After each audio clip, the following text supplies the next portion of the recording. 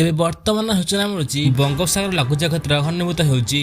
ଲଘୁଚାପ କ୍ଷେତ୍ର ଆହୁରି ଘନୀଭୂତ ହୋଇ ଦକ୍ଷିଣ ପୂର୍ବ ବାସବତରୀ କେନ୍ଦ୍ରୀୟ ବଙ୍ଗୋପସାଗର ଅଞ୍ଚଳ ଗୁଡ଼ିକରେ ସଦୃଶ ଲଘୁଚାପ କ୍ଷେତ୍ରରେ ପରିଣତ ହୋଇଛି।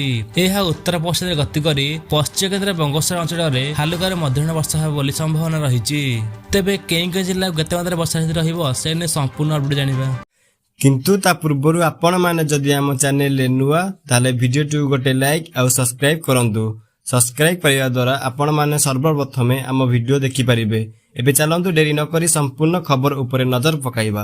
ଏବେ ଯାହା ଖବର ମିଳୁଛି କି ଉପକୂଳ ଓଡ଼ିଶାରେ ବଡ଼ ବର୍ଷା ସମ୍ଭାବନା ରହିଛି। ପୁରୀ, ଖୋର୍ଦ୍ଧା, କଟକ, ଜଗତସିଂହପୁର, କେନ୍ଦ୍ରାପଡ଼ା, ଯାଜପୁର, ନୟାଗଡ଼, ବାଲେଶ୍ୱର, ଭଦ୍ରକ, କେନ୍ଦୁଝର, ଅନୁଗୁଳ, ଢେଙ୍କାନାଳ, ଗଞ୍ଜାମ ଏବଂ ଗଜପତିରେ 50-60 କିଲୋମିଟର ପବନ ବହିବ। ଏଣୁ ରବିବାରଠୁ ମତ୍ସ୍ୟଜୀବୀମାନଙ୍କୁ ସମୁଦ୍ର ମନା ହୋଇଛି। ଏ ନେଇ ଆଞ୍ଚଳିକ ପାଣିପାଗ ସୂଚନା ମିଳିଛି। ବାସ୍ ଆଜି ହେଲା ଏତିକି ଖବର।